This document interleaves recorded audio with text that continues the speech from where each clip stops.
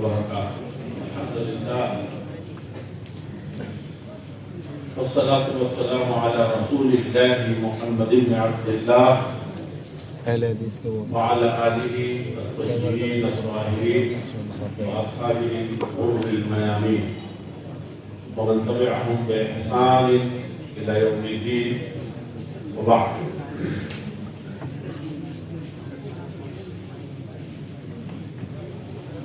أعوذ بالله من الشيطان الرجيم. بسم الله الرحمن الرحيم. الذين جاءوا من بعدهم يقولون ربنا اغفر لنا ولإخواننا الذين سبقونا بالإيمان ولا تجعل في قلوبنا غلا للذين آمنوا. اس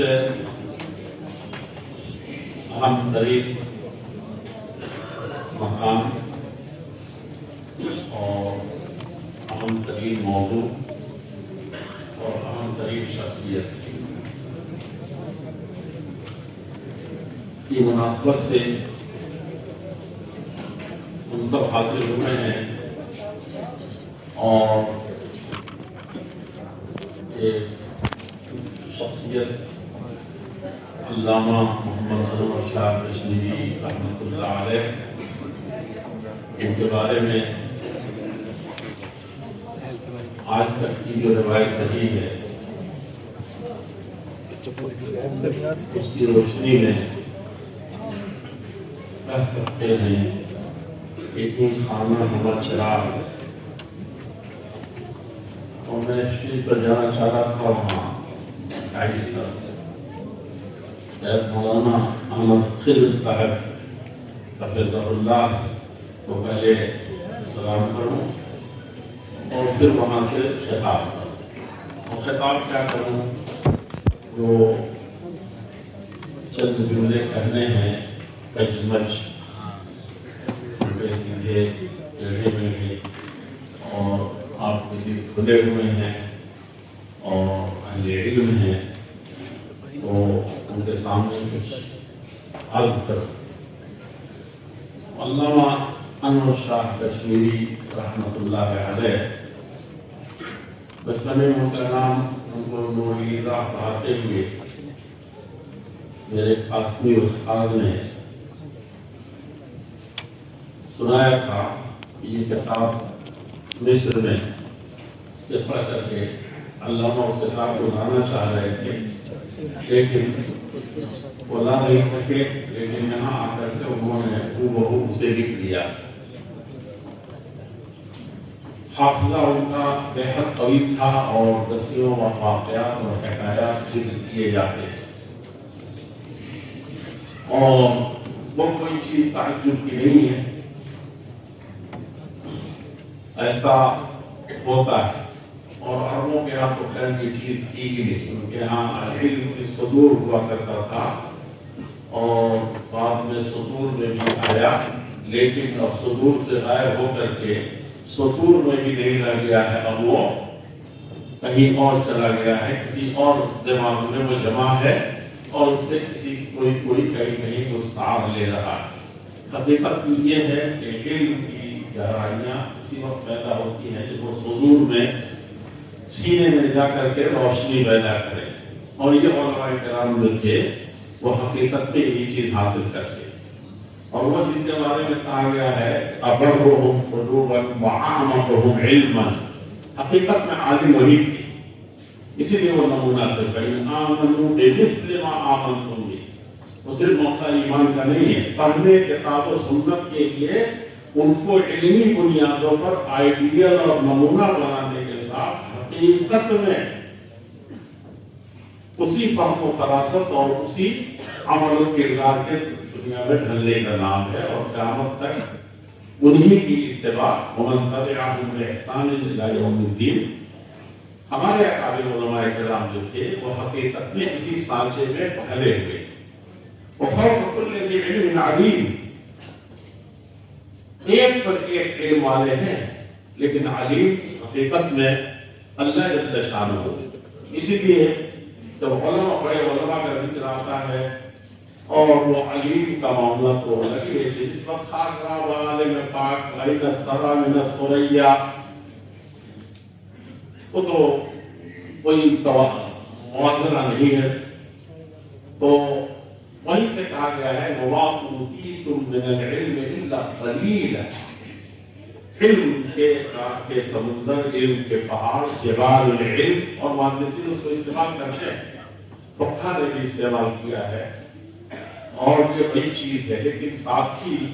علم کی دنیا اور اس بحر کی میں شناوری یہ کر کر کے انسان تھک گئے۔ امام غزالی کہتے تھے کہ قد خذت بحار العلم كلها، اور لمبی عبارت ہے، لیکن اس کے ساتھ ہی کہتے ہیں ہاں انا اموت علی عقیدت امی، بخاری شریف سینے میں رکھتے ہوئے 100 دلیلیں وجود باری تعالیٰ پر، اور 100 دلیلیں 101 دلیل تاکہ ایمان محفوظ رہے عدم وجود باری تعالیٰ پر اعوذ باللہ، اور 101 دلیل وجود باری تعالیٰ پر، اور مرتے وقت یہ ہے کہ سارے مساوی سے ہٹ کر کے بخاری شریف سینے پر رکھ کر کے اور فرمائے رہے کہ ہاں انا اموت علی عقیدت امی، حقیقت میں وہی چیز ہے اور وہی سے ہے، پاک ذات صرف اللہ جل شانہ کی ہے۔ علامہ کے سلسلے میں بہت کچھ تو نہیں پڑھا، لیکن بہت کچھ سنا اور بہت کچھ جانتے ہیں، ان کے وہ چندے آفتاب چندے محتاب تھے، اور حقیقت میں اور علم حدیث جس کو حاصل ہو جائے وہ کیا ہے، ہمارے السلام فرماتے ہیں کہ 360 علوم میں حدیث ہے، یعنی حدیث اتنے علوم ہے، وہ قابل للتنویر، کہاں جائے گا کوئی، کہاں تک آئے گا، پھر دنیا کے جتنے مسائل ہیں اور وہ سب لے کر کے چلنا ہمارے قابل، خاص طور پر قرن صدی ہند و پاک میں جو مختلف مراحل گزرے ہیں اور آئے کے نتیجے دوران ہمیں لائی ہے کہاں، ہم بھی کہیں نہ کہیں اس وقت محسوس کر رہے ہیں، لیکن وہ دور کہیں زیادہ سخت تھا، ان حالات کو کیسے تھے، اور دنیا اس طرح کی محدود نہیں تھی، بہت مختصر تھی، مقامیت الاطراف، اس وقت کے حالات جاننا بھی بات، اسی لیے لوگ کہتے ہیں کہ علامہ جیسا انسان، جہاں دید ہے انسان کتاب و سنت کا اور تقوی سے بھرا ہوا انسان، کیسے محمد بن عبد الوہاب شیخ الاسلام کے بارے میں یہ لفظ لکھ رہے تھے الباری میں، ہے کہ نہیں؟ کیسے شرح ترمذی الشریف میں لکھ گئے ہو، نبات صدیق حسن خان جو علوم کا سب سے بڑا بحر زخار تھا، ساری دنیا میں جس نے پھیلایا تھا الباری، اور چھاپ کر کے بھی لکھ کر کے، وہ کیسے لکھ دیا؟ وما اوتیتم من العلم الا قلیلا، حدیث کے ماہر ہیں، لیکن بہت سی چیزیں ابھی ہیں، کم ما ترک الاول للآخر سجا، لیکن قد ترک الاولون للآخرین، یہ کوئی احاطہ نہیں کر سکتا۔ علامہ رحمۃ اللہ علیہ کے سلسلے میں جو دارالعلوم دیوبند وقت نے جو عظیم الشان کا سیمینار منعقد کیا ہے، مقالات کی تھیری سے کی ہے، میرا نام نہیں ہے، میں نے بھی لکھنے کی کوشش کی تھی، لیکن پھر وہی کہوں گا ہائی لیگر جسے دوران کبھی نہیں کہا، وہ دن جو ہوتے تو شاید میں ایک لفظ اس میں سے پڑھتا، لیکن وہ دیکھ وہاں بیٹھے ہوئے اور وقت کی تنگ دامانی اور کس طرح کی مجلسوں کی نزاکتیں خصوصاً وقت کے حساب سے، اور دوسری چیز کی جو فضلائے اصل جہاں بیٹھے ہوں اور سب کو جب جمع کر رکھا گیا ہو، تو ہم جیسے چھوٹے اصغر جیسے لوگوں کے لیے ایسے بھی بہت کچھ سبق فراشی مناسب نہیں ہے، لیکن بات چیزیں بڑی پیاری آئی ہیں ان کے محدثیت کی حیثیت سے، ان کی فقاہت کی حیثیت سے، اور وہ جو فیصل رحمانی صاحب نے جو کہا کہ وہ ایک دو ایسے متوازی دریائیں بہ رہی تھیں، اہل حدیث کی اور اصحاب فقہ کی، یا ماضی میں اصحاب الرائے کی اور محدثین کی، حقیقت یہ ہے کہ اس پر یہ بہت کچھ سوچنے کی چیز ہے، اور علامہ نے جو راہ دکھائی تھی، جچے میں نے کچھ چیزوں کی طرف اشارہ کیا ہے، اور اہل علم کے یہاں کوئی چیز پوشیدہ ہی نہیں ہے، اور یہ پوشیدہ رکھنے کی چیز بھی نہیں ہے، یہ تو جانتے ہیں، امام مالک رحمۃ اللہ سے روایت ملتا ہے، امام شافعی رحمۃ اللہ، امام شافعی رحمۃ اللہ علیہ، امام محمد رحمۃ اللہ، امام یوسف رحمۃ اللہ، امام ظفر رحمۃ اللہ، دیکھیے کہ فقہیات میں کتنے مسائل ہیں، اور پھر امام محمد رحمۃ اللہ نے امام شافعی رحمۃ اللہ علیہ پڑھا، امام شافعی نے محمد بن حنبل کو پڑھا، یعنی اور کسی نے کہا کہ امام اعظم نے جب یہ سب گویا کہ ایک ہی نہر یا بحر زخار کے وہ تداویل و انہار ہیں. ہم یہ ہے کہ افسوس یہ ہے کہ صرف ایک علامہ انور شاہ کشمیری رحمۃ اللہ علیہ کے افادات اور افادات اور وجود و برکات کو اتنے سارے مقالات نگاران حضرات مل کر کے بھی کچھ حق ادا کر رہے.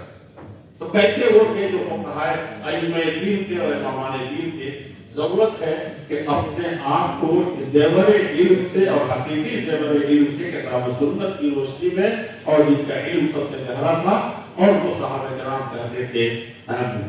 سب سے گہرے علم والے. اور ایک چیز ان کے یہاں جو سب سے بڑی چیز تھی جو علماء میں دھیرے دھیرے امتداد انجام کے زمانہ کے ساتھ وہ کم ہوتی چلی گئی وہ کیا تھی وَأَقَلُّهُمْ تَكَلُّفًا. ہمارے ادیب استاد پڑھاتے تھے کہ عقل قریب مانا عظیم بھی آتے ہے کہ نہیں. یہ ان کے یہاں تھا ہی نہیں تکلف صاحب کی کوئی چیز ہی نہیں تھی. یہ تصورات سے بری ہو جائے تو یہ علم خاص طور پر وراثت نبی اور اس نبی کا وارث بہت امتی ہے جو لا الہ الا اللہ پڑھتا اور نہیں جاننا چاہتا چہ جائے کہ یہ محدث عصر اور علامہ جنہوں نے اس بحر کی شناوری کی تھی اور حقیقت میں آپ علامہ تھے. اللہ جل شانہ ان کو اعلیٰ علم میں جگہ عطا فرمائے اور صحیح معنی میں ہم لوگوں کو کتاب و سنت کا اور جو بہت بڑا ورثہ فقہ اسلامی کا اور علوم اسلامیہ کا جس کی مثال دنیا کی کوئی قوم کوئی امت پشت اشیر بھی نہیں پیش کر سکی اس کا امین بننے کا اور وارث بننے کا حقیقی طور پر توفیق فرمائے فرمائے. میں حضرت مولانا سفیان قاسمی محمد سفیان قاسمی حفظہ اللہ و اللہ کا بہت شکر گزار ہوں اور ان کو مبارکباد دیتا ہوں. اور ان کے والد گرامی نام نہ لیے جائیے کہ اس کے بارے میں بھی کہا تھا اسی حال میں چند سال پہلے اتنی خانہ احمد چراغ کو نسبتیں ہیں مولانا خالد قاسمی اور مولانا انور شاہ کشمیری رحمۃ اللہ علیہ یاد آتے ہیں. تو ان دونوں کے میں کیا بتاؤں کہ بہت دل تھوڑی دیر کے لیے لیکن مولانا احمد خضر صاحب اس کے حقیقت میں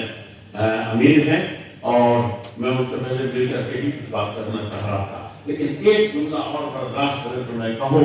جس کو حضرت سے بار بار سنا تھا اور ختم ہو رہا. حضرت سے بار بار میں نے کہا تھا سنا تھا وہ یہی کہتے تھے کہ علامہ حدیث کے ماہر ہیں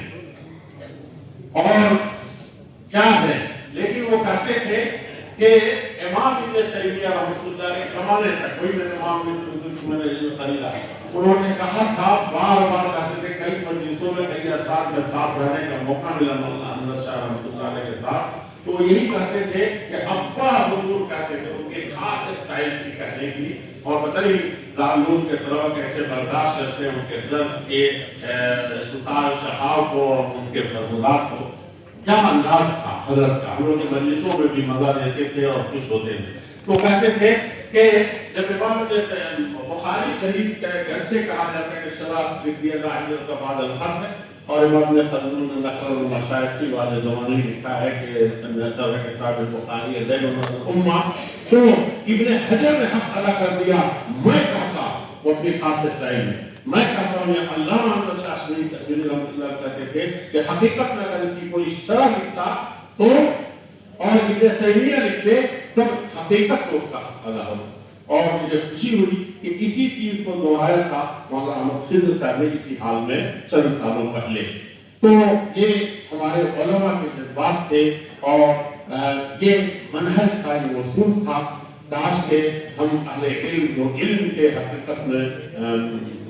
وارث کہلاتے ہیں اس طرف خصوصی توجہ دیتے لیکن حق وقت اور حالات کو اپنے دھارے میں لے آتا ہے اور انشاءاللہ ہم اپنے طور پر بھی آنے کی کوشش کریں. اللہ جل شانہ اس کامیاب کانفرنس کو ہر طرح کی کامیابیوں سے شاد کام فرمائے. شکریہ. السلام علیکم ورحمۃ اللہ وبرکاتہ.